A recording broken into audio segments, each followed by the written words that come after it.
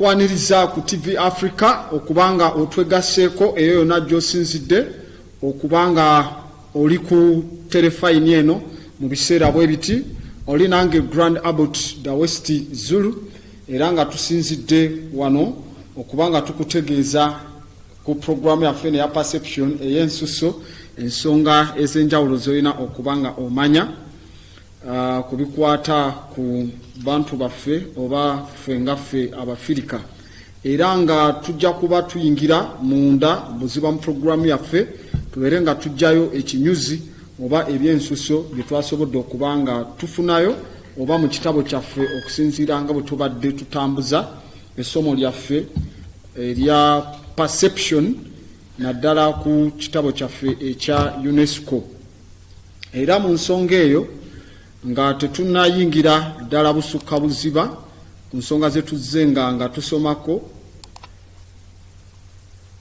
ntera nga sinayingira busukka buziba munda ntera okubaako ebigambo by'empisaawo ebigambo eby'enjawulo ebigambo abantu ab'enjawulo oba amagezi ag'enjawulo bajjajjaffe agamu ge baatunulamu era nga tekyetaaga kubanga omuntu information abeera nga amulemera kubanga waliwo eŋŋombo egamba withholding information is the essence of tyranny. Okukuuma bwino n'omwevubutika kyekivaamu obutugumbuzi effuga ebbi ttima n'okunyigiriza abantu tyranny. So ne bagamba ate control of the flow of information is the tool of the dictatorship. Ekyo controllinga information kyerina okufuluma enesigale enekole ekyo kiba kikozesebwa kyabo balunyigira mu bbwa banakyemalira. So withholding information is the essence of tyranny. So in all ways possible, don't withhold information. Then control of the flow of information is the tool of the dictatorship. Now if you want to control, say ekyo sagala wakimanya ekiri kankisigaze ekyo ka kiraga bwanna kyemalira. You have to flow. Why?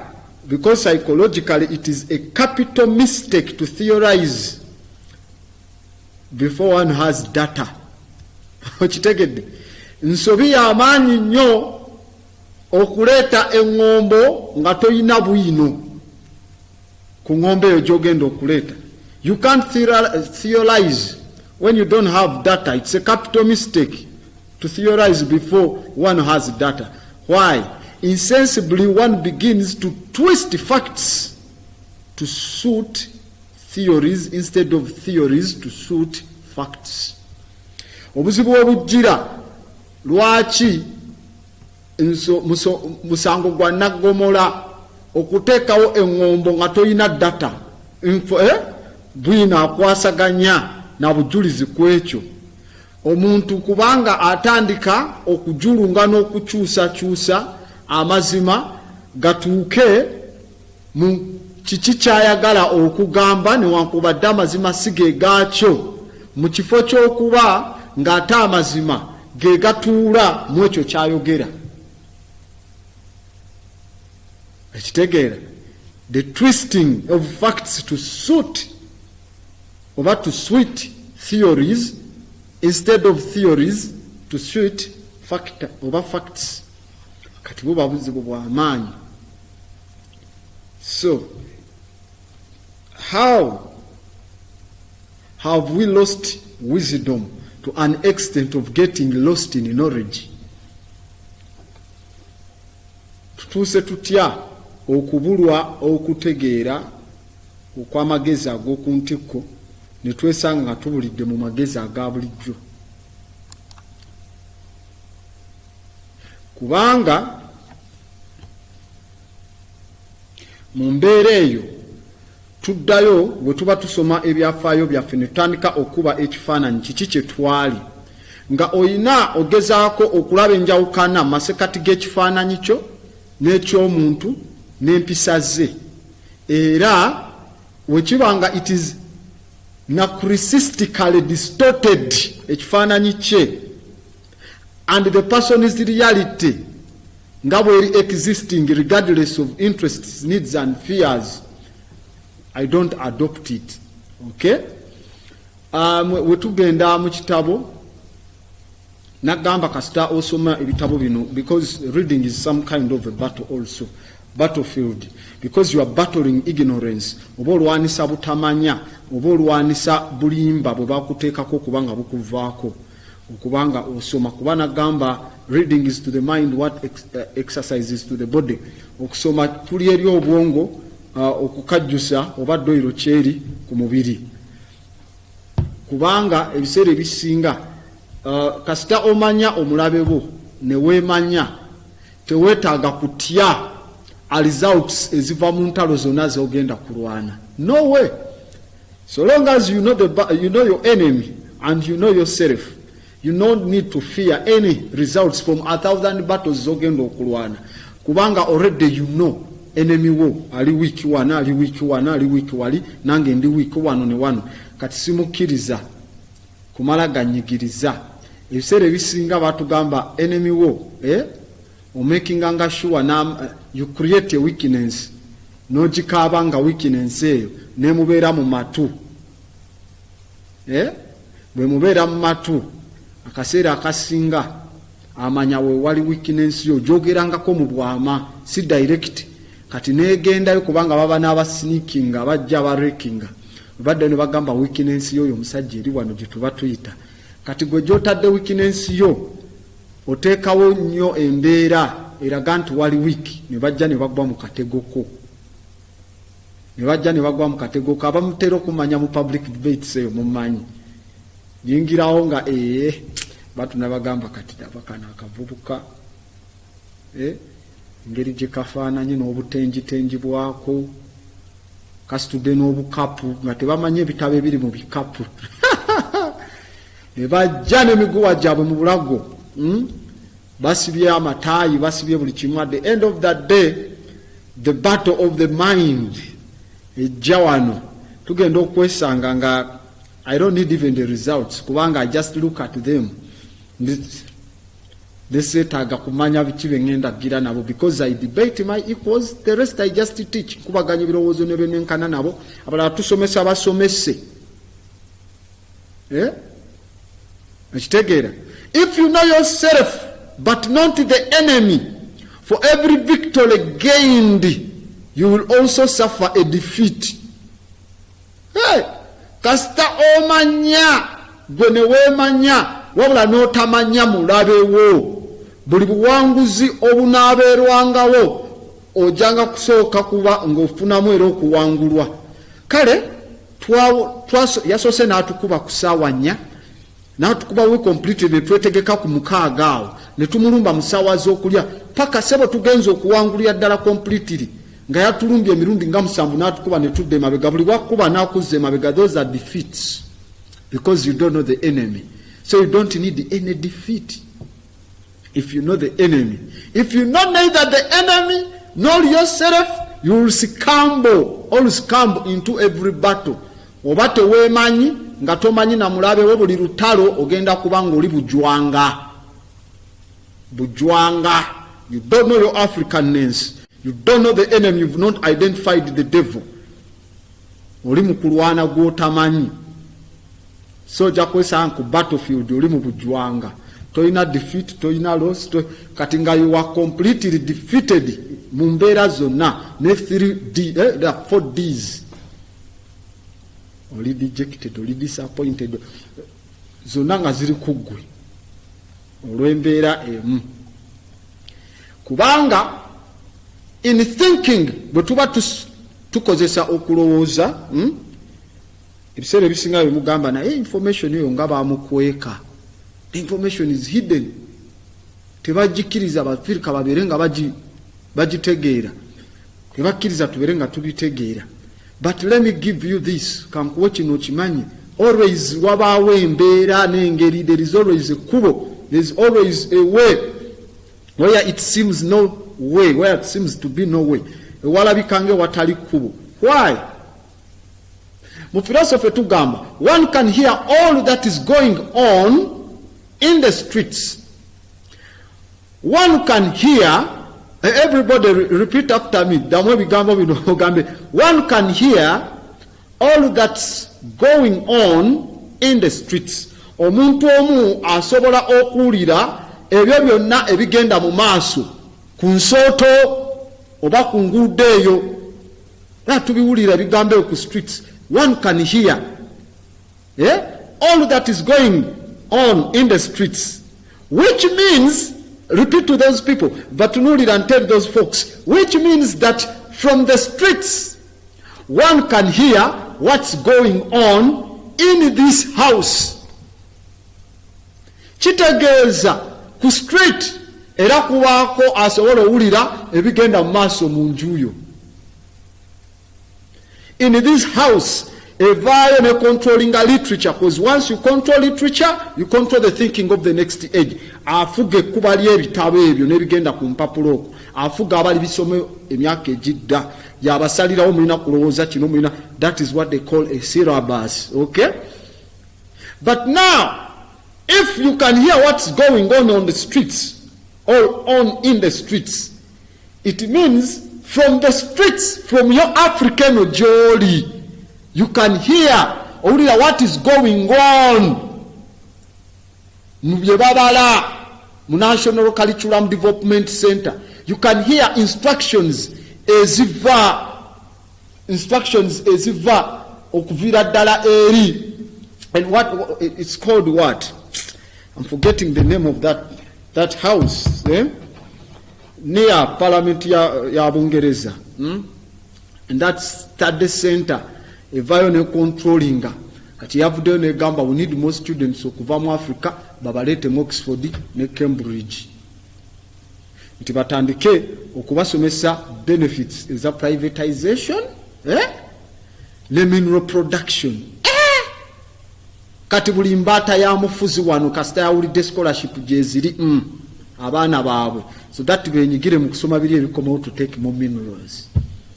But now if you know your enemy and you know yourself, olutalo ffe tetulutya kabigende bisome tubamanyi ebigezo babikopye nga tebayina commodity buli muntu gyagamba ayina ya common sense, nothing. Kyovola aba system is heavy, ebalemeredde bataddemu abatali batuufu kubaawo. Ekitegeera in almost African countries bwe buzibu kasita ovaayo bo bagamba Pan-Africanist, batekako nekigambo era nabagamba don't call yourselves Pan-Africanist. Ekigambo sti tekiriiko, you are Pan-Africanae, holy Pan-African. Kasa Pan-Africanist, Pan-Africanism, nizimu akagambako we don't, tetukatambulirako. So ku nsonga ezo ekitegeeza tuba tumanyi biki byetwetaaga ebyandibadde ebyenjawulo. If you know the enemy and you know yourself, your victory will not stand in doubt. Kasita oba nga weemanyi ng'omanyi n'omulabe bwo, obuwanguzi bwo tebujja kuyimirira mu kwemulugunyizibwako. Because if you know heaven and you know earth, you may make your victory complete. Kasita omanye eggulu n'ensi ku biki ebibakwatako byonna abo, awo osobola okukola obuwanguzi bwo nga buwedde.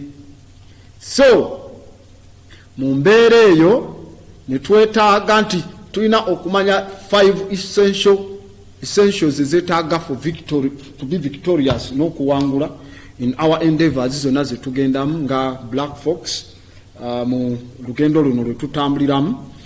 Tulina okumanya nti ziba 5. Oyo yenna ajja kuwangula amanyi ddi lwalina okulwana na ddi lwatalina kulwana. Ye essence esooka.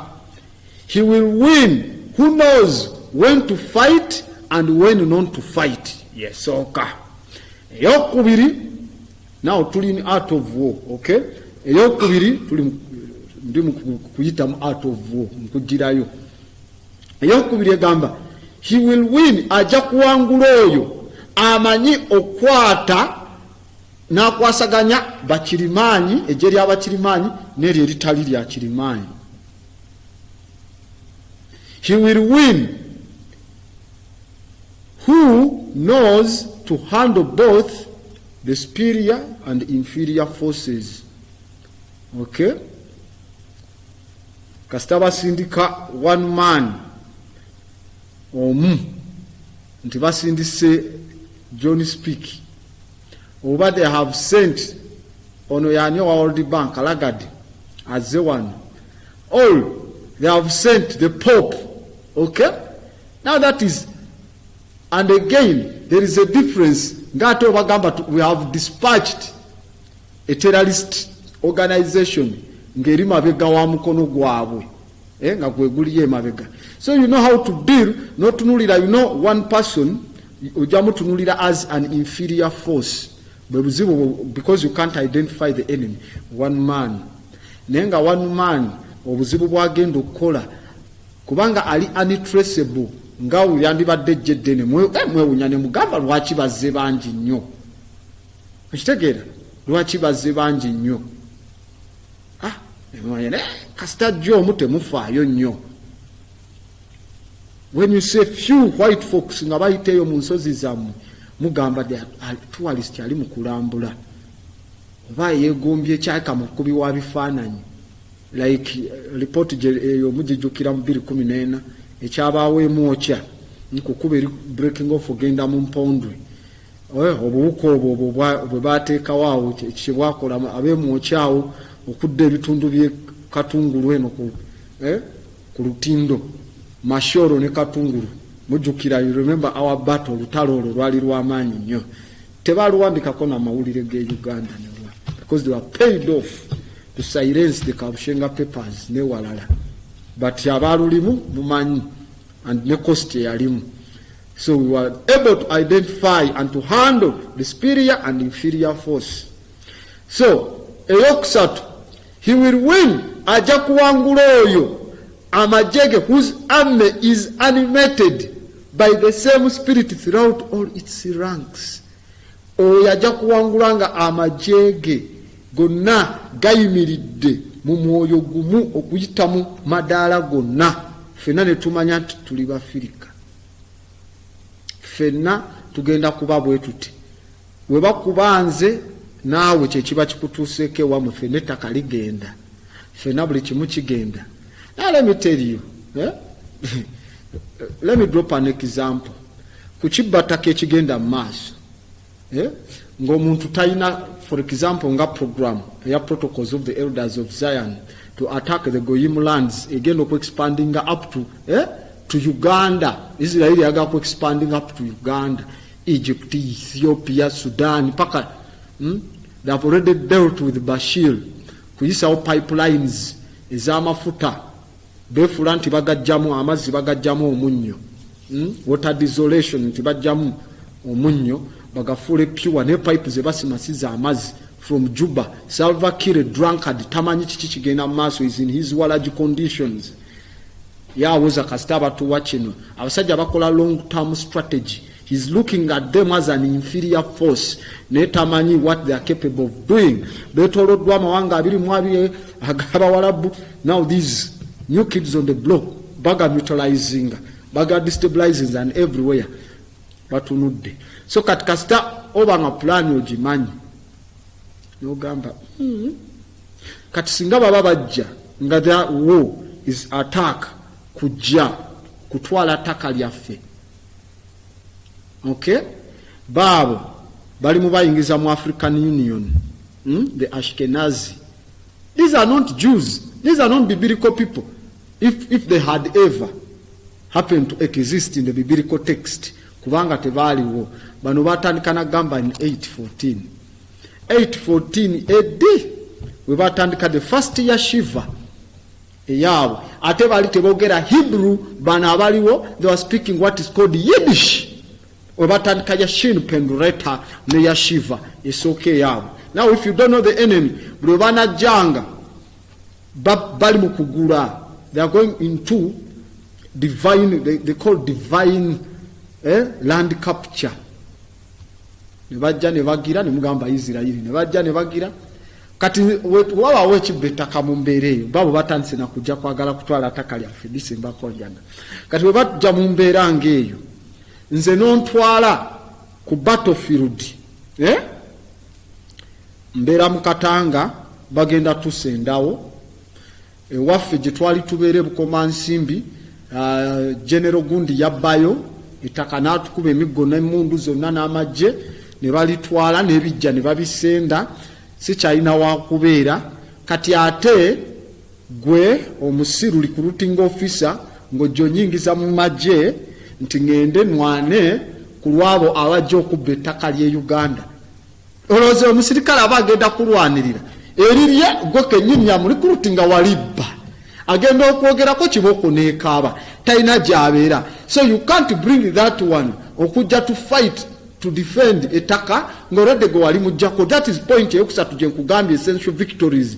He will win whose army is animated by the same spirit throughout all its ranks. Naye ngamba tulwanirira ettaka nze ng'eryange walitwala gwe kennyini mbanga alwanirira eriryo lye watubbako libeere nga liri safe tusigale mu suppression nange bwe ntuuka eri ndifectinga n'enzira ku sayidi y'omulabe ne mbagamba bannange ettaka yalibba bwati ne bwati balina weakness bweti ne bweti. Awi atpa eyokutana egamba he will win who prepared himself ajja kuwangula oyo eyeetegeka n'alinda omulabe nga teyeetegese. He will win who prepared himself waits to take the enemy and prepared. Kitegeeza the statement yenza okuba controversial bw'oba tomanyi kulowooza bulungi. He will win who prepared himself waits to take the enemy and prepared. Kitegeeza ki ajja kuwangula oyo eyeetegeka n'alinda okutonga omulabe nga teyeetaaze kuddamu kwetegeka. Ebiseera ebisinga mugamba jjayo guli ogw'omukabada bwe guba mupiira oba kati nze wontwala ku mweso oba maze ebbanga lyenkana ki nga seesa buteekamu buteesi mpiki tuula eri ndyoke nkulage nti ekibalo nkimanyi ate ngumanyi twayesezanga ku mayinja n'abakulu eri tomulaba oyese eno nobba n'akunyiga akagalo olina okwalika wali eri bano bamuzeeyise Lwange yagalanga n'otutebera mu kinnya kyokusatu ebyo tobitebaayo tuba tumanyi because we were prepared. Kyebagamba nti olaba omuntu omu mwene mukola lodi wakanyoye nga yakola dda agenda okutuuka mu ringi abuuka bubuusi muguwa combination zonna ne zivaayo zonna nemugamba gaayo naabuuse bubuusi muguwa bano ababadde badduka n'akola abakubye kubanga he prepared long time ago. Drills ekitegeera drill ziba zeetaaga ez'enjawulo. Okay, then point eyokutaano negamba oyo ajja kuwangula alina obusobozi bw'amagye ge era nga takyankalanyiziddwamu n'abo ba mikwano ab'emabbali the sovereign abalina eno ffe tukulinako ffe tukuteekamu kino ffe kasita baba ne interest gy'olumba they will interfere you, so you have to be on point as a black person ku nsonga eyo. Now having said all those statements na tumaze zoogera lwaki tetugenda mu part 13 ne tubeera nga twekenneenya ekitabo ekyo ekyandibadde ekyenjawulo oba ne tubeera nga twekenneenya biki bye twetaaga okuba nga tukola ki nga tusomamu kubanga munaye bintu bya njawulo. Waliwo ebbaluwa gye nandikugambye when man determines to destroy himself he picked the was and shall and finding only why smashed into because. Statement eyo nzibu nnyo ng'ogiwulidde naye nga ngenda mu kitabo nkugambye when man determined to destroy himself omuntu we yasalawo okweyonoona he picked the was yalonda twali the was of shall twandi mu kifo kya kirina tulina twandivuddeyo ne tukwatagana mu kifo kya tulina okukwatagana. So when man determined to destroy himself, he picked the was. Twandi mu kifo kya tulina, was of shall, and finding only why, smashed it into because. Ne tubuuza why, lwaki, ne tugisuula mu lwakuba. Lwaki tugibuzaabuliza mu lwakuba. Ne tulondawo was twandibadde nga twesimisa mu kifo kya tulina okuba nga twesimisa of shall. So now I don't know if you pick your was of shall and you smash your why into because, trouble buzibu buba bw'amaanyi.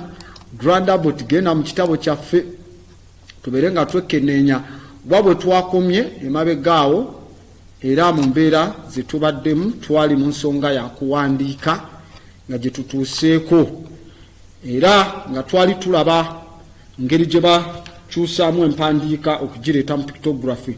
Jjukira tuli ku subtopic egamba eya writing and environment, okuwandiika ne environment. Wano we tuli mu kuyigira engeri okuwandiika gye kwayiyizibwa mu nsi, ekintu eky'amagezi ennyo ekikulu. Era njukira ku lwokubiri nakugambako statement yemu ne nkugamba writing is a socially acceptable form of schizophrenia. Okuwandiika kyekikkirizibwa mu bantu bonna nga enkola egamba nti abantu abamu beerabira. Kati mulina okuwandiika singa weerabidde kikujjukize. So now the Africans had to develop a system eyandibayambye if there is some kind of schizophrenia mu bantu abamu, remembrance would be fruitful oluvannyuma lw'okubanga basoma ku notes ze banotinga, but notes zonotinze olina ozidevelopingira actual ekyontu ekyo kyekitegeeza forever and ever, tekikyuka. Katyo kimanyisa abantu bonna nti kino kitegeeza kigambo kino, kino kitegeeza kigambo kino. That means the education system etandise, and that education is formal. Kubanga omuntu alina okwegezaamu ennyukuta eyo giwandiika n'aginotinga n'agijjukira. Ekitegeeza bye bakulimba mu bamuyita SST, social studies. That is social amnesia, no studies at all. But the Africans anciently they had informal education. Nti twalina informal education. Ne balyoka batuga olwono tuli mu P3. Mujjukira abaali mu P3. Nti twalina informal education. Paka ba missionary we baleeta formal education. Formal education. Eyaffe gye mugambe yali informal. How can it be informal? Nga bankwata n'okunkwata ne bagamba kwata, bw'oba otema wano otema bwoti, siisirizaako bwoti. They are showing me exactly to do. Nenkola nenziramu nenkiteeka wali. Bwe mba nina kyendabirako. Ekisinga okuneewuunyisa kiri kimu. Tetwebuuza bibuuzo bino. In fact twali bato. Naye ne kati tukuze naye tetusobola kujjukira kwebuuza bibuuzo bino.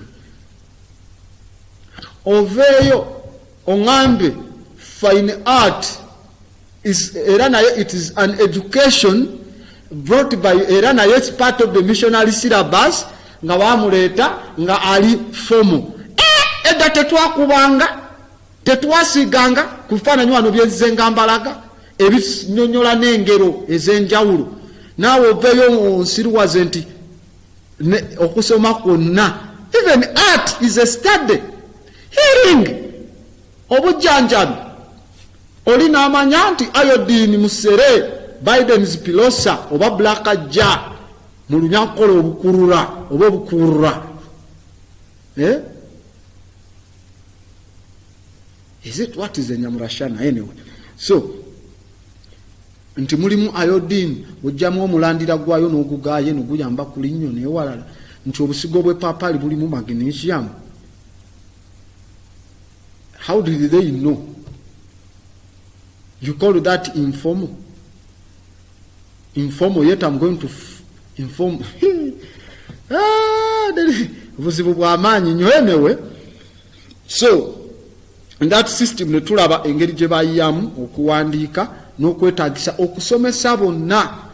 Ekitegeeza abascribe baatuulanga ne babayigiriza eno ennyukuta etegeeza kino, etegeeza kino, etegeeza kino. Okitegeera bwe ne bakugamba before the explorers coming, Africa was known as the darker continent. Bwe bakikusomesanga afuna ekitabo okiba omusomesa akikusomesa omugambe gwe tomanyi byoyogerako, tomanyi byoyogerako, tomanyi byoyogerako. Mubuuze bw'ogamba abamissionary amateeka ge bawandikira kani ge batambulirako. Okay, the Latin olulimi lwennyini lwe batambulirako ani yalubayiiza? Nga St. Augustus yali avaawa nti omusajja yali ava mu Tunisia wansi okutandika okusomesa Abaroma okutuula mu bibiina nti yali empurani nti Emperor Septimius Severus yali muki ng'avaawa nti yali ava mu bitundu ebijjira ddala paka wa bitundu bya North Africa, Algeria n'ewalala nti ne muganda we Karakara. Emperor Hadrian yani amusomesa. So who taught them? It was a darker continent. Nga n'amateeka ago bamissionary abagamba they brought the Christianization for them to read and write, because paka in the 1500s bakabaka bawe batebamanyi kusoma na kuwandika. Even in their dark ages, after the Rome ngemaze okubwa, Rome we yayiika in the 500s, because in 415 bajikubira ddala Byzantine Empire ne bagiyiwa mu bitundu ebya Canaan oba Palestine, ebitundu ebya Iran, ebitundu ebya Saudi Arabia, ebitundu ebya Iraq, ebitundu ebya Afghanistan, ebitundu ebya Kuwait, ebitundu ebya Bahrain, ebitundu ebya Qatar, all those areas Byzantine Empire eya Rome bajikubye ebitundu ebya Kyrgyzstan yali extending to go in those areas is ebitundu ebya Tibet. Formerly ekintu nekiyiikira ddala mwaka gwa 560 ne bayingira dark ages. Tebalina kye bamanyi, they can't read, they can't write, they can't, nga only information eri mu Africa. Bamuwazi ne babayamba 711 bayingira Spain and Portugal, educated them for 800 years. Okay, so ebyo tulina obikyusa. Then ne babeerayo ne batuuka nga batandika n'okwewaana like the Visigoth Germans, nga tusho nti ali brave n'okweddiza ettaka nga alina okuwambala ne kiresi y'amatu g'abantu ba Ssaabalabe, nga they would trade bawala baabwe so that babawe dogs meat and dogs olwa plague, kawumpuli ne femini ey'enjawulo paka like in 1121 abo obuzibu ne buyingirawo ddala. Then ne walyoka wayingirawo obulwadde obw'ekigenge leprosy, ne buba lyabubi nnyo biseera bya basajja abo bakabaka baabwe abalina ebigenge like King Baldwin the first, the leper, omugenge wavu nga balumba mu Yerusalemu. Tulaba ba Knight Templars nga tebanayiwa mu 1307 plague bagita dark disease, nga ate amagye ge balinamu ag'abaddugavu tebakwata bigenge.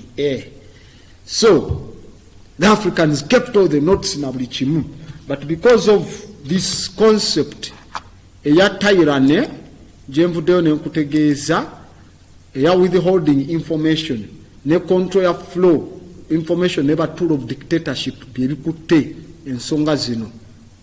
So as we go into the script, we saw how these people invented these writings. N'engeri gye baziyamu ku nsonga eyo kuba twalaba ba overcoming this obuzibu buno nga basuka stage ya pure pictography y'ebifaananyi bakozesanga fomu ebbiri ze nagambye gye nakusomesa gye bayita homophone n'ekibwa ideography. Ne tugamba era n'okukozesa kwembagirawo kw'ebigambo bino oba n'enkola esatu ey'ebifaananyi pure pictography nga bikubiddwa abina kye bitegeeza. Oli agamba somebody oli awugga mu kifo ky'owandiika ekigambo swimming ng'akubawo omuntu ng'awugga. Then homophone okubitambuza nga bwe nagamba olaba bukatuuni ne bakuba nti Kingo ku makya akoze kino naddako bw'ati ne babukubira mu stage 4. Kati stage eyokuna nekulaga story kiki kye butegeeza, that is homophone, ewamu nga babugase ne ideology kiki kye yali alowooza. So ne bagamba kye kireese okubanga oluusi okumu okudeciphinga empandiika eno okubanga nzibu mu biseera bino ey'okwekenneenya what these ancient Africans were meaning. Ne bagamba mu Egyptian writing obubonero obumu busomebwa phonetically, obulala they are not read phonetically. Okay? Matter of the fact nga ensonga eri mu kutegeezebwa wano oba gye tuli mu kwekenneenya nga njukira nga nkutegeeza what is a phonetic mu ngeri gye tunnyonnyolamu ne ngamba a branch eya linguistics ey'ennimi nga tusoma sound okusinziira ku muntu wayogera oba obubonero bwe bwakozesa sign language oba ekyekyo ekyenkana ku bubonero obwo. Era mu kalimi akatini it's the studies is the branch of linguistics that studies the sounds of human speech, or in the case of sign languages the equivalent aspects of a sign.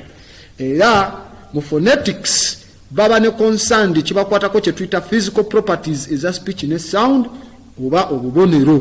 Muno mwe muba kye tuyita physiological production, acoustic properties ne auditory perceptions ewamu ne neurophysiological status. Obwongo ne possession gye bwalimu ne wala ne kugamba ziri branch 3 ati kilotele phonetics, acoustic phonetics ne auditory phonetics. Auditory phonetics yetambula kye tuyita perception of speech. Okay? Kumbeera bwetyo. Era wana abasinga ekibiina bakiddukamu nzijukira ku Lwokubiri. So ne busabinganga ye specific yokka engeri yokka ey'okusoma mu sound oba eddoboozi oba entegeera y'ekigambo nga bakozesa bubonero oba ewamu ne baba nga tebakozesezza bubonero bukka bataddewo signs ne idea gy'olowooza gye yali nga babukubye nga busoma story nga ze bayita story line za movie ku story board. Okay? So era after that nabalaga kye tuyita the Egyptian alphabet ne hieroglyphics ez'enjawulo. Bring back that image of the alphabet still before I go any further so that people can still remember. Yes, nenzikulaga obubonero obwo n'ennyukuta gye butegeeza nti leta A bakubawo ensega, ekigere kitegeeza ba, sa akagoye akewese, omukono ne guba gutegeeza H oba gutegeeza leta D ogwo gw'omukono H, ekimuli ne kitegeeza E ne I, ne tulaba omusoto guyina nga amayembe gutegeeza F, era olwa F etambulamu ne V. Ne tulaba G nga nsuwa kwetuula, ne tulaba leta H nga baweseka flax abalinga abawese ng'empulutuzo eri awo. Ne tulaba obukola bubiri butegeeza leta I ne Y oluusi nga eri silent. Ennyukuta ya J eba cobra, ekibbo kitegeeza K, leta ya K. La ne bampologoma, ekiwuggulu ne kitegeeza ma, na ne bakuba akabonero k'amazzi, empulutuzo netegeeza leta O, P pa neraga stool side y'olusozi q omumwa ne gutegeeza la sa ne za ne kiraga ekinyolo ky'oluggi then omugaati ne gulaga enyukuta ya ta akooya ak'enkoko n'enkoko erina akooya akayiseeko netegeeza yu oba wu ne wa ya endala neddamu ey'ebimuli bibiri then ne tuba ne sh ey'emnyanja n'omupiira nokutegeeza kya. So those are the signs ze bakozesa okukulaga nga bawandiika enyukuta, but now those are the letters. Kati waliwo ate bakubawo obubonero okulaga nga bwe tugenda okulaba down there. Now let's scroll down to the book we see. Scroll down. Bypass that one. Go down. There. Ne bagamba principle eya homophone nyangu okugezesa. Ne bagamba mu lulimi olukutule in a broken language ekigambo ekya chessboard okimenyamenyamu nti kuno kwe tuzanyira omweso baki yatulanga men mu Medunecha olwo ekigambo men otegeeza bategeeza mweso. Underneath it ne bagamba thanks to this principle twebaze embeera eno because the pictographic sign on the next page ekifaananyi oba akabonero aka representing a chessboard oba kwe bazanyira chess oba omweso ebiseera ebisinga bakakozesanga okulaga object yennyini mu kifo ky'ogamba azannya nga bakubawo ekifaananyi ng'ozannya oba okuwandika phonetically ebigambo ebyo kyebitegeeza mu lulimi lwabyo in homophones okubitegeera mu sound era nga kikozesebwa nti ebigambo all the words be pronounced men mu byo ne baba nga bakozesa abstract ne bakubawo kikube notegeeza ali mu kuzannya waggulu ebigambo kwebiri. Bring that thing in the middle, that script in the middle, in the center. Queen Nafetiti, bring her. Scroll that image there up to the center to check in to the full capacity of it. So hold there. Good. Katuwetwekenenya. Now that is on the walls, kiri ku bisenge byaffe, on the temples, tebalina bwe babitwala. That is chessboard. Kati mu kifo ky'okugamba ekigambo abadde azannya chess n'abagereka abadde azannya chess board olw'omweso bamukubangawo ne bagukubawo ng'ali mu kuzannya nga guyimiridde ku kameeza nga bagambye to be stable kyenkanyenkanye ku kameeza. Omukyala atudde ne ku ntebe ey'amaanyi. Can you imagine ekifaananyi kiddayo mu myaka nga 10 esina nnya zokka 15 naye ng'ayambadde engatto n'engoye gawuni ennungi bulungi n'enguleye ne earrings ezaalagirwa ng'alina n'akamubujja nga faani singa ebbugumu lisukkulumira ddala ku ntebe eyalina design ensufu okamala ne kala zaffe zennyini eza pan-african ngeziri ku TV Africa zennyini kala zennyini ezaffe abarasta zebagamba Rastafari color, those African colors. Ali mu kuzanya chessboard. Kati wotunuulira those inscriptions on the wall, ebigambo ebiri ku wall byo binyonyola nti ali mu kuzanya. Wali tulabawo emigaati, wali tulabawo kati then n'obufaananyi oba obubonero obumu obwo bulina ebirala kye bitegeeza ng'otugenda okusoma. Kale kitegeeza ali mu kuzanya muza era bagukolanga okusolvinga ebizibu nga bizze nga waliwo oba ekyetaagisa okuvakaminga omweso gwo gwavangayo va mukuno ebagamba ensonga zikugizeeko katukebere mu mweso wano omweso bagujjangayo gwe tolaba abamagye bagukopakopa n'obalaba bajjeno badizanya nnyo mu World Wars ne wantu bazanya emyeso okwekenneenya to win battles kubanga guleeta problem solving. The Africans already bali bakimanye dda. They had it there on the wall. Okay, that is Queen Nafetiti. Is it Nafetari? Nafetari, not Nafetiti. Ali mu kuzanya. So underneath her wansi ku script wagamba mu ngeri yemu, in the same way akabonero k'enkumbi ko bakayatulanga mer, mer, mer. Omweso tugulabye bagwise men, eno enkumbi bagiyita mer. Kati owuliranga ezifuluma nga like diphthongs biringa ebyafuluma bifaanagana. Ne bagamba it could thus be used, oluusi bakikozesanga okuwandika ekigambo love, that is a verb, era nakyo kyayatulwanga nga me, okwagala. Ne bagamba mu keesi eno oba mu nkola ng'eno, ekigambo ekyalingawo mu ntandikwa yakyo n'akabonero kafuukanga phonetic sign. Kati ng'ekigambo ekyo bwe kiba weekiri nga kitegeeza enkumbi n'eno love, kati eno nga bajja kuba akabonero bakiwandiikewo, bawandikewo ekigambo ekyo ekya me, then bakubewo n'akabonero aka love. Okitegedde? Otegere kye kitegeeza. Bw'olaba nga kuliko enkumbi ng'otegeeza bakutegeezeza this time nkumbi. Kubanga oluusi spellings ebigambo byafulumanga naye nga empandiika yabyo ennyukuta oba enjatula y'emu naye ng'ennyukuta zaawukanamu olumu. Okitegeera?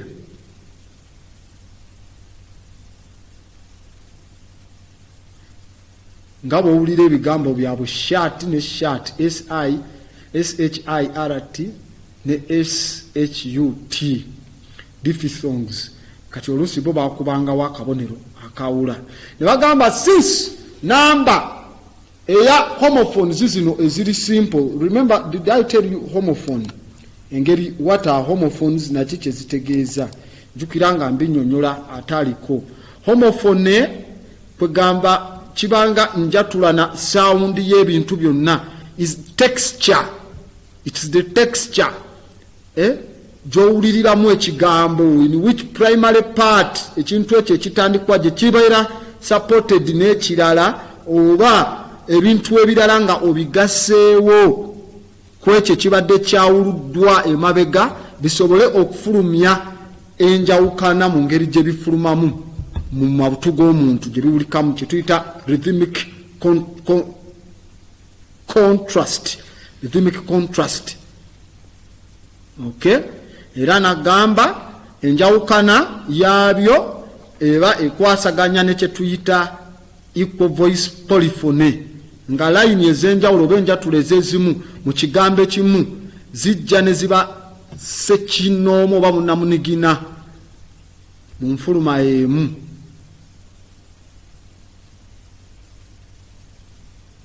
Kati ate mu monophone ne bibanga byonna bitambulira wamu, bigambo wulira bitambula bigira wamu. Mu music kye tuyitanga unison oba gye tuyita octave.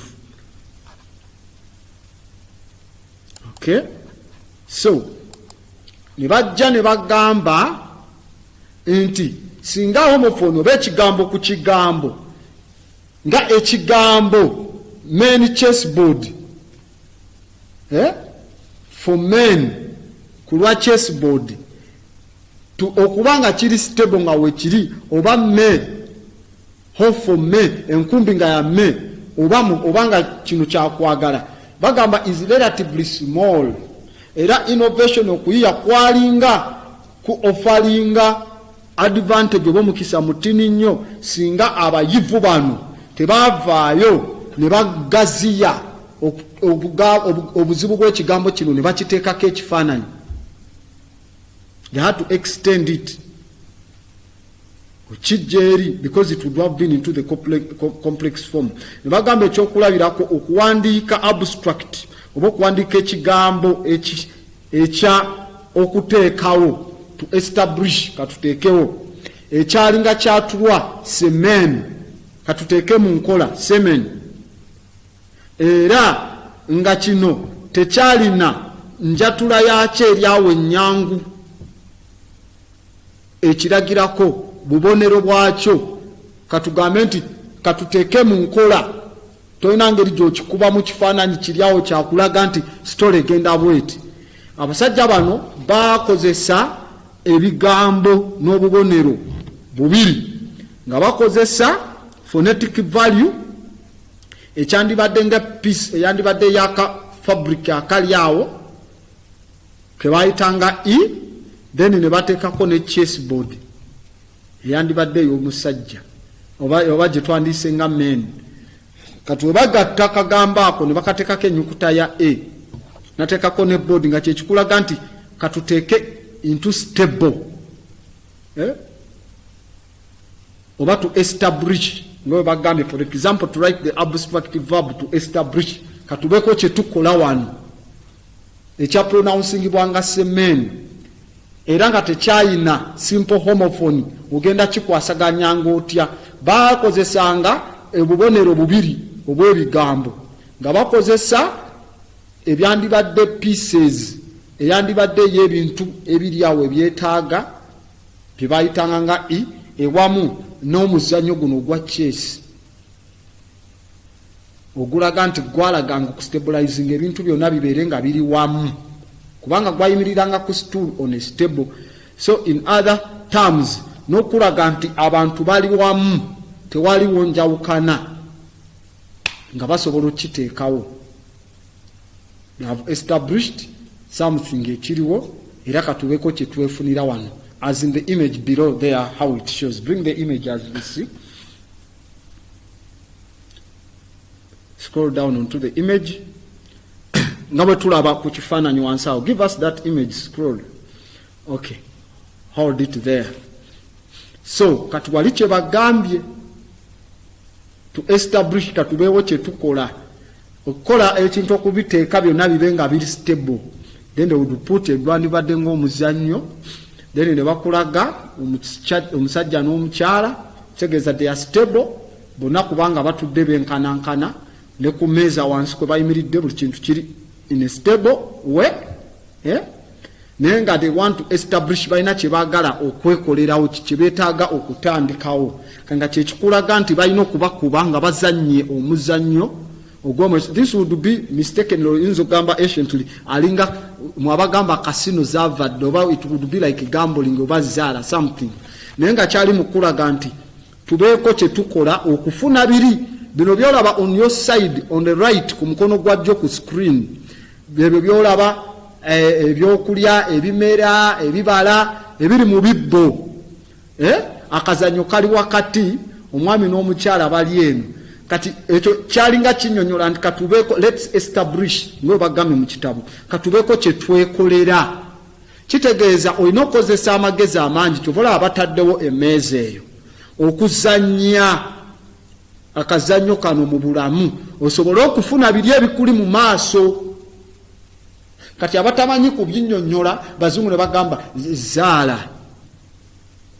That wasn't zaala, though it would be some kind of kubanga obulamu abamu bandibuyise nga zaala, but it wasn't gambling, it was planning in ancient Africa.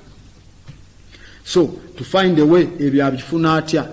Can you imagine tunulawo wansi ngewali akabonero ka TV Africa, are you seeing those bottles on top waggulu za black munda kabia mwekaliye zimiridde ku stand, bottles underneath those fruits, bottles emabega bulungi nnyo.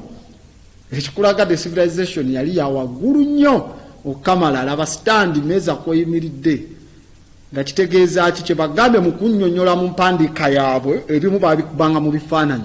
Akitegeeza mu bulamu olina okwewaayo okulowooza n'okwatagana ewamu n'omukyala si ewamu n'omusajja. This no homosexuality now. Ekikulaga nti olina okuba omusajja n'omukyala era abasajja ebiseera ebisinga tebayambalanga saati waggulu nga bwe mubalaba mu bigogumbya ne walala to show oba okulaga kye tuyita masculineness, okulaga obusajja bwabwe nti musajja asobola okukola asobola okuuma omukyala. Then omukyala n'ayambala bulungi omusajja nga yeesibye kiruti ye. Kati nga kiraga nti okufuna ebintu byonna mu bulamu bwo olina okufunayo omwagalwawo. Kye bagambe wali to establish ne muyita mu nsonga zino omukyala yakuwanirira yakugira mwami kola bwoti kolabo nobeera ng'ozannya obulamu obulungi, kansige luno kanime kino kantunde kiri kangule kino osobole okufuna ebyo ebyessava by'oyagala mu maaso. That is the concept. Kati ekyo ekigambo kitunulira bwotyo, it is a word, kikunyonyola sitole yonna kye yeetaagisa ekulaga nti yakukola. Teraga bubbi, teraga ki, don't send you yali betting, nedda osi betting osi casino. That is life. Engeri gy'olina okugiyitamu ofune ebirungi. Abazungu abamu bakinterpreting awo ne bagamba casino zaava dda. Sajja alaba ne Ancient Africa bakubanga zaala. Singa ali zaala side eri bandi tulaze gwazanya naye, okay, gwazanya naye okulaga nti ono yaleese bino nono naye bandi tulaze ebibye byasimbyewo bye bagenda okuba singa yali zaala. Ekitegeera so tebamanyi kunyonyola script zino kubanga sibevo zaffe. Kati olugero lwonna ne balukunyonyola wansi obulamu kye bwetaagisa okola biki. That is the storyline ey'obulamu wansi n'eri ku line. Kati olaba ziri ennyiriri ze bawuddemu ezo line ze bakubangamu wamu. That is okwawula nti guno omusittale tuwandiise bino ebigambo. Babiwandikanga bikka nga bawandiika bikka jeje emisittale ennyiriri. Okumanya bali ba perfecting okuwandiika tebalinga ffe nzijukira nga tutandika nga bakwata ebitabo ebyo ebyamaliba abiri ebya Flamingo n'ebya Kasuku ebyamaliba abiri 90 pages nga owandiika ne penso mu line esooka, line omusitalo ogwokubiri n'obuukawo n'owandika mu gwokusatu obukemu space omusomesa asobola obisoma kuba tomanyi kuwandiika. Kati ekulaga nti abasajja bali perfect nga bamanyi okuwandiika tebabuukamu. Musitale ku musitale mpandikira gaiti mature. Singa ali premature singa bakuba mu space ne bakolaga babuuka ennyukuta zisomebwe bulungi. They were perfect in writing. Underneath it, what does it say? Nga babitadde placed side by side. Babitadde mabali obubonero buno obubiri bwandibadde nga busoma phonetically C ne men nga kitegeeza semen era combination ey'obigatta nga kitegeeza kati establish,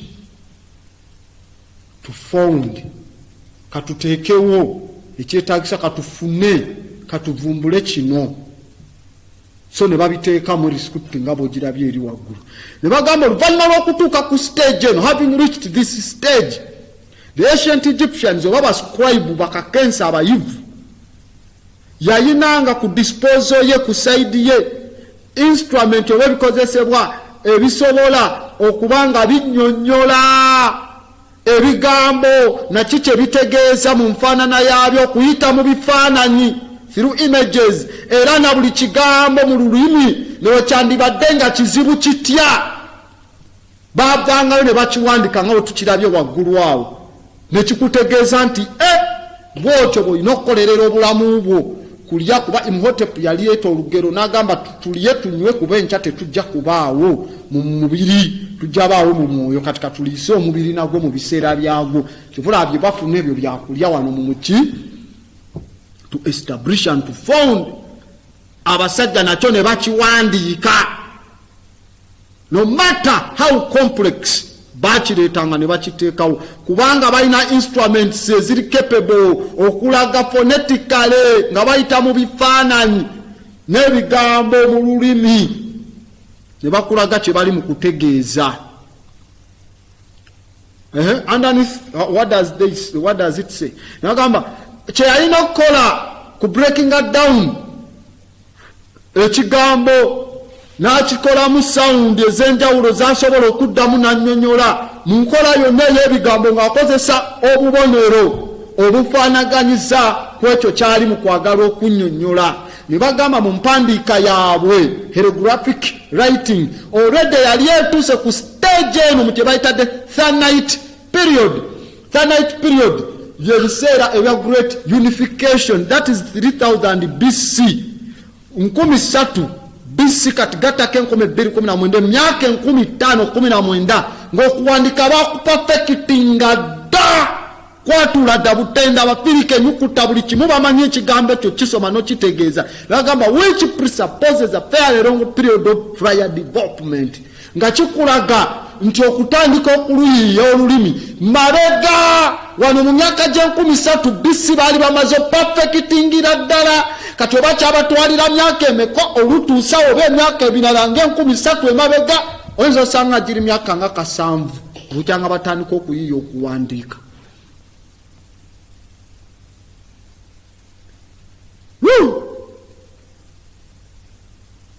Kati zezo the unique Egyptian phenome letters twazirabye what they would mean engeri kati now awe batyo bazijjamu Arabic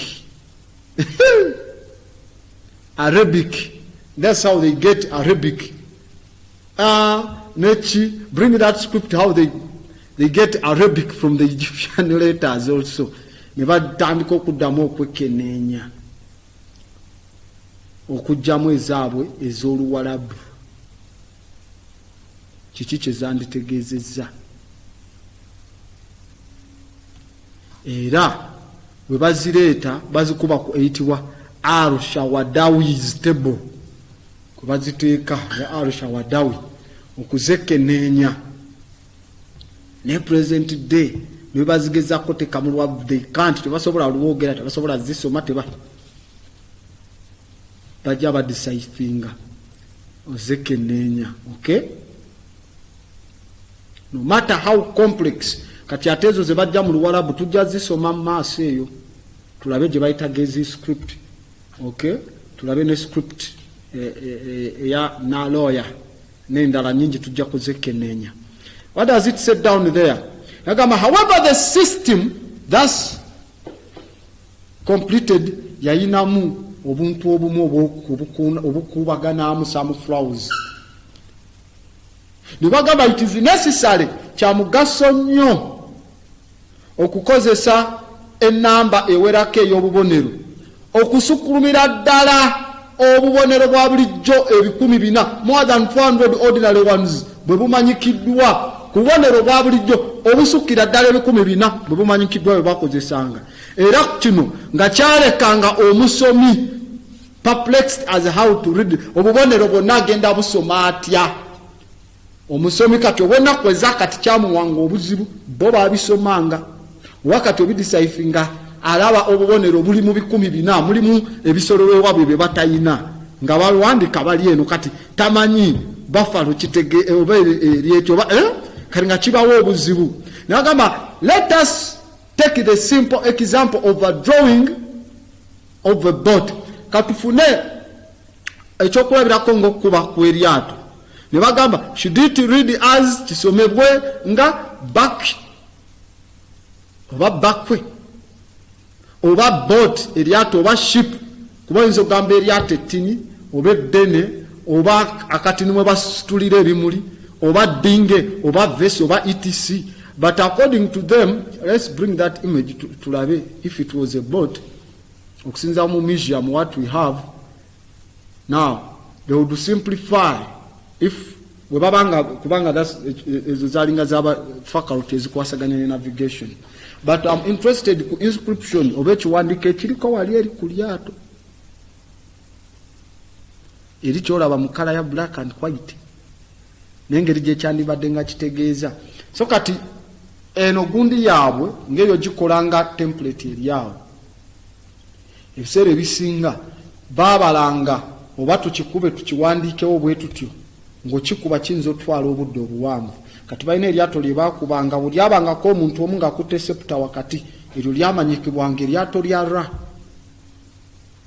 Gano ge gabanga ag'abasaabaze bakakensa ba Navy akono kolaba ako kolaba kalina kye bayita generic license ako ka image koli mu kulaba kolaba kali wansi wa mu museum kali kugundi lya bamuyita Clear H attribution ya Clear H ku mulimu ku yavumbula mu Ancient Africa asajja engeri gye bannyonnyolamu navigation zaabwe n'amaato, but kuliko inscription oba ebiwandiiko ebyandibadde eri ku kaato wennyini kyebivayo kyebitegeeza ebiri omwo, ani alimu, who is moving there, wa gye bagenda, ekikulaga ne direction wa gye bagenda. Okitegeera lyatoliddawa, bano abekenneenya ani atugoberera, bano abakola ki, n'empagi wakati kubabalira, buno obudde buli eno, buno obudde eno. Those are not slave boats, nothing. Era abavuga obalaba, they are on free will.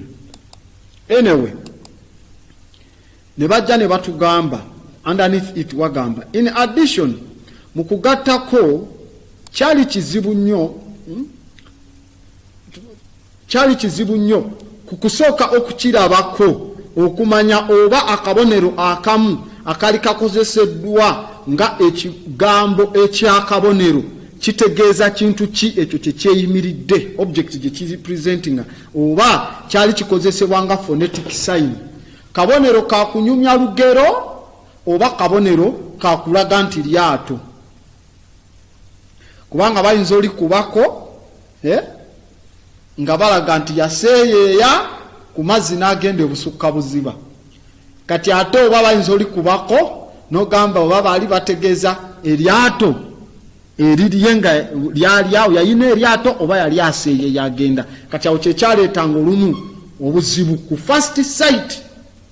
It was impossible at first sight okumanya oba akabonero kali kategeeza lyato yalirinnye n'agenda oba yayina eryato, oba kiraga yali musajja mu lunnyanja muvubi kakasita olabako eryato eryo. Naye balina engeri gye bakinnyonnyolangamu wansi eyo ne bagamba batya, the first difficult, obuzibu obwasooka bwali overcome mangu, was easily overcome, babuwangula mangu batya, nti bakakensa the scribes ba adopting oba baafuna empisa ey'okugattamu line vertical line after the word sign designating the object itself. Kasita babalanga okuwandika statement nga bateekamu omusitale oluvannyuma lw'ekigambo ekyo ekikwatiddwako ekinnyonnyola ekintu kyennyini. Kati nga wetunuulira omusitale we gwayise mu layini eno ne layini omanya ebirimu eno layini byeno layini, eryato bwe libamu eri layini si lyeno. Okitegedde? Buli layini osoma statement yaayo, statement yange olaba paragraph we ziri. Kati tosobola buuka byeri nodda ku paragraph zeno wansi, ey'ebyawo waggulu ennyonnyola y'ebyawo. Kati bo babikolanga ziri ki? Vertical. Busimba. Layini zaabwe zaalinga emisitale gya busimba. Ebigambo babisibanga olusekese oluyimiridde olubimu bbiri. Okitegeera? Nga olaba ze bayita ttale.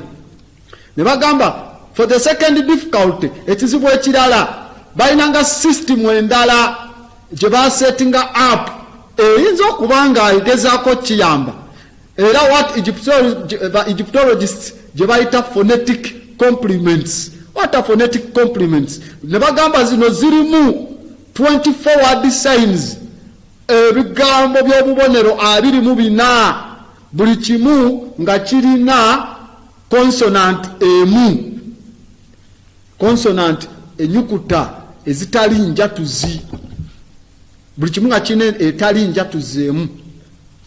Okay? Ne bagamba bakakensa the scribes bagendanga mpola gradually came ne bajja okukozesa enyukuta ezo 24 word signs, ebigambo by'obubonero 24 nga buli kimu kirina ennyukuta etali njatuzi emu. Ba, cha, da, fa, ga, ja, la, ka, ma, na, pa, chu, kwegamba walifu nga terimu nyukuta ziri enjatuzi. oba twazitanga mpunyi zi a e o u.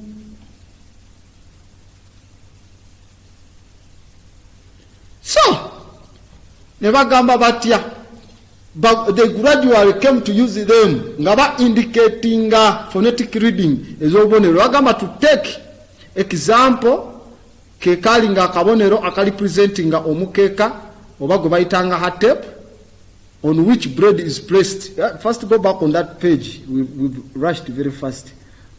On the second, there, hold it there. To take an example, akabonero akali presenting omukeeka kuli omugati kwe gwateekebwanga bakisomanga nga hetep.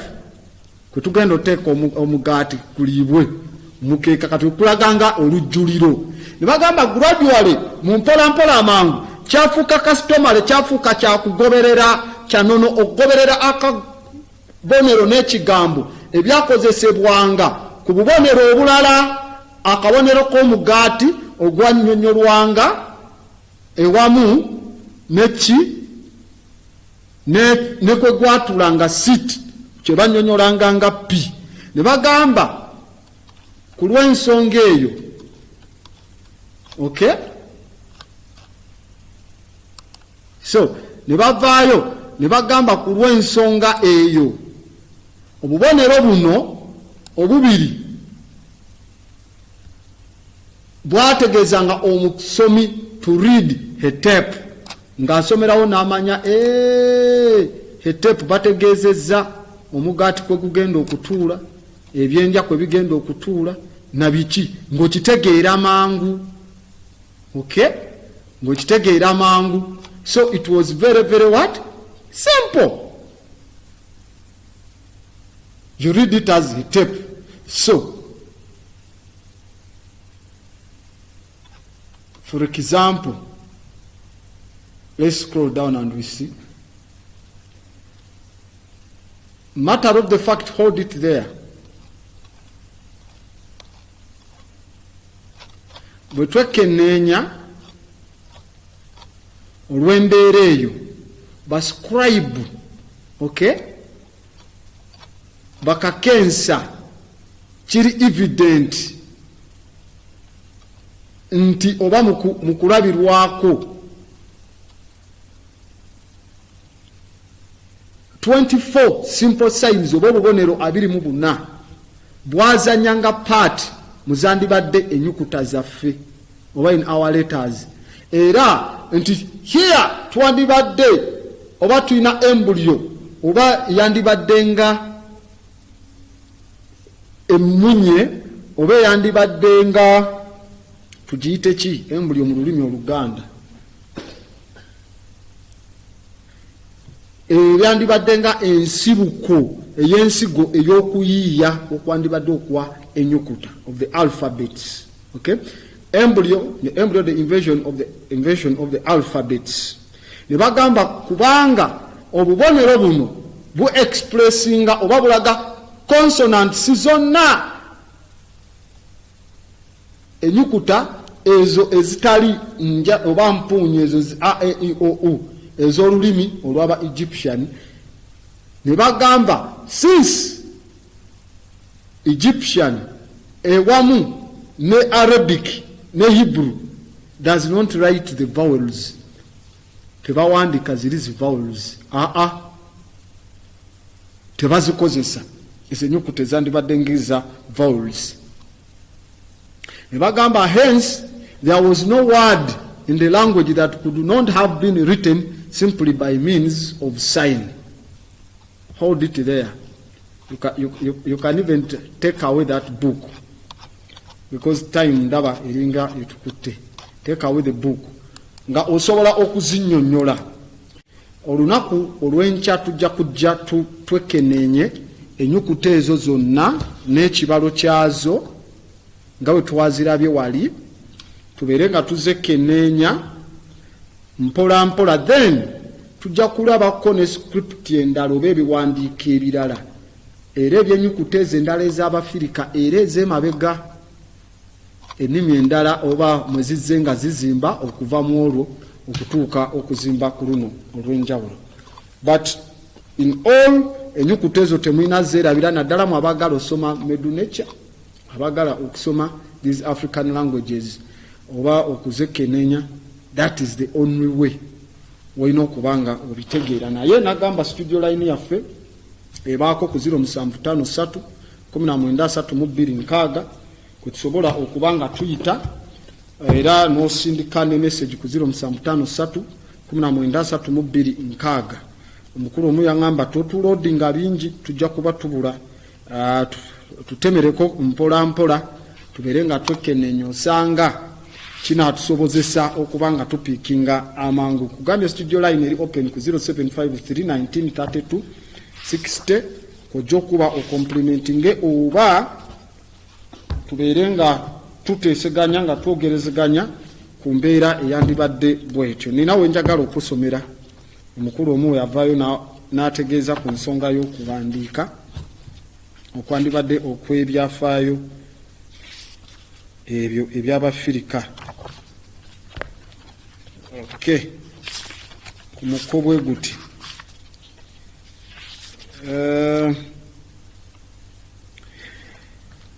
bavaayo ne bagamba we bati mu kitabo kino agamba the development of writing is not explained by simple statements of a need to communicate. Okay, ndi mu kusoma mu kubitabo ebimu ebyabasajja abavaayo ne bekenneenya ku byafaayo oba ebyawandikibwa ebyabasajja abaddugavu bye bataagala obeere nga osoma. Ndi mu kitabo ekya The Negroes of Africa ayitibwa Maurice Delafosse biki byawandiika, then ewamu ne Adolf Eman mu kiyitibwa Life in Are Egypt mu London kyafulumibwa mwaka gwa 1894. Anyonyola bw'ati. Let me read for you. Olire wagamba. The development of writing is not explained by the simple statements of a need to communicate. Enzimba yo kuwandiika tennyonnyolwa nga statement nyangu za kwetaaga kwogerezeganya. Ne bagamba the idea of permanence seemed to motivate the drawing of pictures and symbols which were man's first step towards the art of writing. Nti idea y'okuteeka permanent ey'okuba obufaananyi n'obubonero bye byali nga step esooka ey'okulaga omusajja nti yazimba art egenda mu kuwandiika. Kasooke tufune ono nga bwetusomayo TV Africa. Ani ono? Esebo Mr. Mugisha. Kale ebito ebyosomesa nange ngenda nebisomesa ku bannange ku ssomero. Kirungi nnyo. Naye olugero lwensanga buli nti kati ng'obulimba obuli mu Bayibuli ebibasomesa ne babitegeera naye bakomekeera bakubuuza kale tukole ki? Kati awo kimpa obuzibu kati Omufirika alina kusaba mu ngeri ki? Anti gwe kyolina omanya you are there to be their liberator not their leader. Olina kubanga obanunula si kubakulembera. Kuba ekituufu babitegeera naye bamuuza bakomekeeza babuuza tukole ki? Awo baba tebabitegedde. Baba tebabitegedde, baba bakwewunya bwewunya. Ndimanyi ebiseera ebisinga tusanga obuzibu obwo. Bewunya bwewunya still bakyaba locked. Balinyo tuweereza so.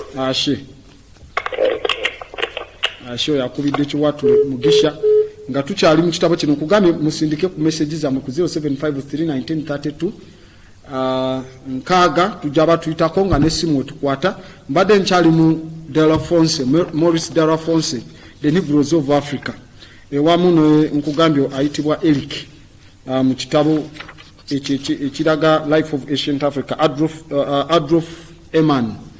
Abadde annyonnyola naddamu n'agamba significantly olw'omugaso ennyo. Amanyi now these books obuzibu obuliwo engeri gye tusimanyi oba bisobola funika bitya. Abamu soft copy we muzikima muddamu ne mukuba ekisimu ne mugamba bizibu okutegeera bitukolere ffe tubinnyonnyolwe bunnyonnyolwanga wano we tuli mu kubyekenneenya. Agamba olw'engaso oba ku mugaso gw'amaanyi significantly the scribe olira bwe bannyonnyola the scribes arose in the holy temples bayimiriranga mu yeekaalu entukuvu, and this is why so many inscriptions of historical importance have been found there on walls, altars and on colonnades. Ku lw'ensonga eyo kyosanze ebyafaayo eby'omugaso nga bisangiddwa ku bisenge ku alutali ne ku column eziba ziyimiridde, they call them colonnades. Ne bagamba the world's oldest city with the largest number of temples that were also the oldest, nti ekibuga ekisinga obukulu mu nsi nga kirina enamba esinga eya temples oba eza yeekaalu era nga ze zisinga era obukulu ku nsi, must have been the place where the largest mass of historical data would have been found. Nti kyekifo ekyandibadde ekisukkulumira ddala w'osanga obungi n'obungi obw'ebyafaayo historical data. Jjukira nga tutandika when I told you about data. Historical data would have been found weyandisangiddwa. Nagamba had not the plunderers from different countries destroyed, stolen and carried away so much of it. Singa tekyali nti abalumbaganyi ababbi okuva mu magwanga amagwira okuba nga babibebera ne babyetika. Ne bagamba here we need not to be as much concerned with the further testimony such as that of Diodorus affirming the Thebans were the oldest first men on earth.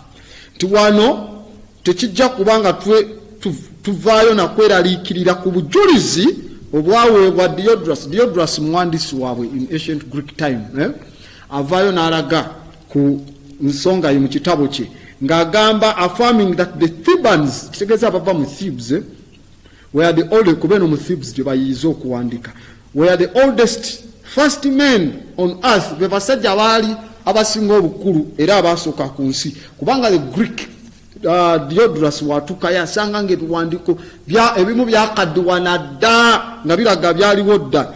N'agamba on earth according to their tradition, and that they also originated the system of philosophy and astrology.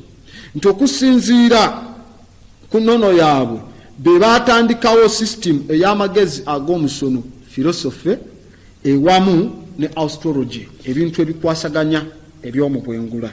What does it say again here? Wagamba we need not be as much concerned about their antiquity.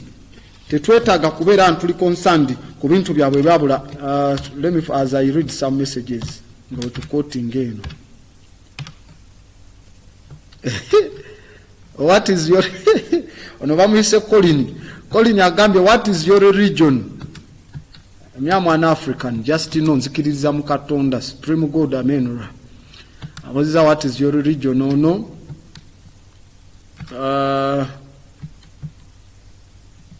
Semogerere is asking tuyambe otukomezewo ennyukuta ez'olwo olulimi tuziwandiike. Abamu twagala twala kafaananyi kuzikuba. Okay, they are requesting, Mr. Producer, you give them those alphabets on screen. Some of them they want to take to get them so that they can note them very well so that they may not forget. Okay, zeze ennyukuta nga bw'oli mu kuzirabaawo gw'abadde asaba Semogerero osobola oziwandiika, osobola ozinootinga, obafuna akafaananyiko. You can help them and first remove the third of TV Africa so that they can have a full screen of it. Basobole ozekenneenya zonna mu bulamba bwazo. Yes, musobole okuba nga muzifuna. That's how they are. Bwe zityo bwe ziri, osobola ozikwata, osobola ozikuba ekifaananyi, osobola ozinootinga, so that next time bw'osanga scriptures oba script empandike bwetyo oba omanyi olulimi lwennyini kye lutegeeza oba biki byennyini ebivaayo kubinnyonnyola abasajja bano the ancient Africans biki bye basobola okuba nga bawandiika nga banootinga. So you can write them, but the best way, even if you write them, I don't think time is enough for you to write them, but it's better if you have a phone obango ine simu kyanguwa okwate okuba ekifaananyi ekyo. Then osobola okuzeefunira gwe n'oziwandika bulungi n'ozinnyonnyola ne zikulaga alphabet ze ennyukuta ezisinga obukulu.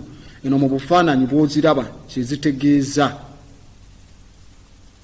A eba nsega, ekigere eba bba, kya luba lugoye luwete, omukono eba dda, akamuli eba i, fa guba musota gwina mayembe ensuwa kwetula ebagga nga bw'oziraba bw'otyo ennyukuta ezo zikwate naawe zino abali muzikwata si mwenna of course ndi interested n'abo abagenda okweyongera okusoma scripts zino oba abagenda okuvumbula abagenda okujja ofuna ebitabo basome kubanga tukuwa ekitabo ng'ekya Tahotep ekyo ekikulu ebimu ku bitabo ebisinga obukulu ku nsi kiwandikiddwamu olwo olulimi lwokka wenaakikusuula mu maaso oleme kutta busi maaso. Tuyina book of coming forth by night and day, gye bayita Egyptian book of the dead, is not the book of the dead, book of coming forth by night and day, the Perenperu, scripting obanga kyonna kiwandikiddwa bwe kityo. Kati we tunaakikuwa nga tosobola kisoma just okubeera nakyo tekikugasa. So kati soko oyige ennyukuta ezo obeere nga ozekenneenya mu maaso obeere nga ogimanya mu nsonga eyo. Wano bagambye ancient Greek scholars through Herodotus referred to the completion of their education in Ethiopia with pride, and it appears as a matter of course. So much has been built up against the black race since those far away times that it will be difficult for many people of today to realize that whites of the ancient world did not seem to regard the question of Ethiopia as the principal center of learning, as even data basis center, and it's debatable. Agambye nti abasajja bedda abagiriki abagambibwa abasomi abayita mu kusoma kwabwe nga kuyita mu kw'abasajja abo nga ba Herodotus, ba Homer, ba Diodorus, Socrates, Theophrastus, Galeni, Theoni, Eratosthenes, abo bonna bagambye nti bavayo ne bakulaga mu ssanyu lyabwe nti okusoma kwabwe bakubala mu Ethiopia mwe baava ne bajja ne basomera. Bwe bamala okusoma ne bagamba nti kiraga ebiseera bino omusajja ali mu kuwandiika, is a European, agambye kyekikulaga nti olulyo lw'abantu abaddugavu akaseera ako kiraga nti luliisiddwamu olukwe, tekyetaaga kwebuuza mu biseera by'edda abantu abazunguwa gye baali beebuuza okusoma gye kwava n'okutegeera, kubanga abawandiisi b'ebyafaayo ebitambulirako bo kwe bawandiikira biraga bavanga mu Ethiopia ne database n'amanya gaabwe mwegali ku library ezalakiza. Yes, sorry for not taking your calls. Okay, bring back. I think they are done with the alphabet. Ndoza mumaze alphabet kati awo musobola okubanga tweyongera. Okay, don't beep. Message endala. Okay. Grand Abbot, I'm very excited with the alphabet, but the images are too complex for everyone to know. Bifaananyi biba bizibu buli omu okubanga amanya. Good enough webale naye totaddeko linnya okubanga gwe kwoli osobola okubanga ebifaananyi obimanya n'osobola okubanga okolaki nga obitegeera ku mbeera bwetyo ey'enjawulo. Nkugambye nkyali mu kwekenneenya eno. Data mungi tekiteetaaga nga Great Master Sheikh Anta Diop watugamba. It is not a matter of the Negro to search Mutebi makanika ku Katonga kwetuli naye sigino tezibadde nungi. Webale tuweereza ashe abe Katonga Mutebi agambye babaddeko sigino tezibadde nungi. Bagambye tusindike ku message ku 07531932 nga sinavaawo message ezimu oluusi zituuka ngenze ate nasaba da producer okendeze ku message zino endala zizibikira ziri okuddamu zisoma. Katulabe ono.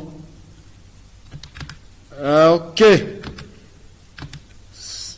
Naalongo kuva Ekitebi tweyanzizza naye tukolere essomero abaana baffe we tusobola okubasomeseza mu luwummula.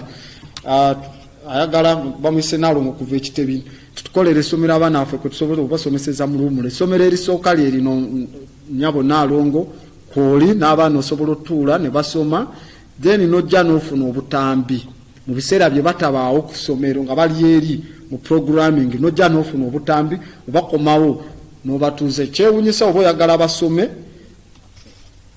ate obatwala eri gye balina okusoma. Ekitegeeza okusoma kwa wano kuli irrelevant simanyi nnyo ky'olinga otegeeza naye nga kyenkugambye obutabo yes era ne programu y'amasomero tugenda kuba nga tutandika okugatambulamu tubeere nga twekenneenya tubeere nga yes tulabira ddala ki ekyetaaga okusomesa so nkugambye bwe twekenneenya ebintu bino Sheikh Anta Diop ayina quote gy'atugamba agamba it is not a matter of searching for the Negro under a microscope a people who had nothing to do with the si mugaso gwa kunoonya bantu baddugavu wansi wa microscope abantu abatakyalina kye bakola bagamba it's a matter of persuading the incredulous rulers of today that ideas used to steal, dissolve and astrophize your soul were developed by your ancestors and to become okuvaayo omuddugavu ono yewuunya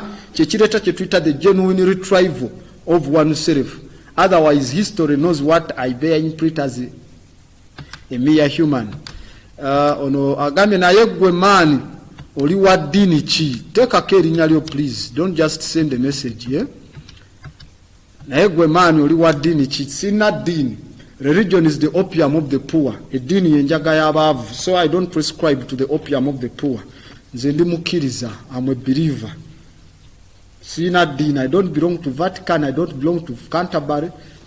I don't belong to Mecca. I'm an African. Ndi mwana wara, mwana wa Katonda. Okay? So, tekyetaaga. There is no need for me to have a religious prescription. Okunyonyola who I am who I am. So muba musindika messages omuteekeko amanya. Okay, another message. It is hard for them who have onali hukunkotinga. Okay. Aya, webale nnyo omukulu bamuyita kakomirizi webale kubanga osindika akoti nze n'ateekako mu bracket Grand Abbott. Koti egamba it is hard for them who have taken it is hard koga kizibu eri abo abatutte obuvunaanyizibwa nga obuyinza who have taken responsibility as the authority. Katufune endowooza oba ne ku ssimu. Hello. Esebo. Yebaleko munnange Zulu. Esebo gyebaleko. Kale nze Sega wavudde wa Lubaga. Esebo Sega we Lubaga. Webale kusomesa muganda wange. Esebo webale kubanga kuuli. Kwendi endowooza eno olaba batugamba mbuno the first person to say the title of River Nile batugamba muzungu. Don't speak in English wakituwutta okulekana kutetutya. Okitegeera? Buzibu bwa maanyi and kati we have to emancipate ourselves from mental slavery. Ffe tulina okweggyako obwongo obuddu bw'oku bwongo. Nga message wano wezijja kyeziri mu gamba. Olaze letters n'obubonero mpulidde essanyu ng'oludde abantu twakimanya okubiwandiika ebintu ebyo babitujjako dda. Kati kiba kyetaagisa nga bw'ozirabye ennyukuta ezo tuzikole nga bwe bakola kyati eziriko aba kyada tukole nga kuliko obubonero bwaffe tube nazo mu nju abaana baffe balema ate bo nabo kulinda ate wabeeyo Grand Abbott oba ani alizaala oba oli alijja ate abaddezeemu mu ebyo kitandike kati bakule nga bazimanyi. Esebo. Okay. Olwaleero ndi interested nnyo ne messages tubeere nga tufuna empandiika nti we tujja ku ssimu oluusi obudde bugenda ne tutafuna balala naye nga ndaba n'obudde bali mu kumponi nga bulabika buweddeyo. Many messages here. Your messages simanyi we shall get a day zonna tuziyiseeko. They will be scrolling down there grower third so that message yesobole okujja naawe n'erinnya lyo but it's very important teekako erinnya lyo write your name ne wa w'osindikidde message tumanye wa wooli then tusobole naffe okuddamu obulungi. Don't be anonymous, be somebody ayina erinnya. Olw'obulungi bwa Africa tujja komawo n'olunaku olw'enkya tusome n'ebirala bingi ebyensusso. Ashe.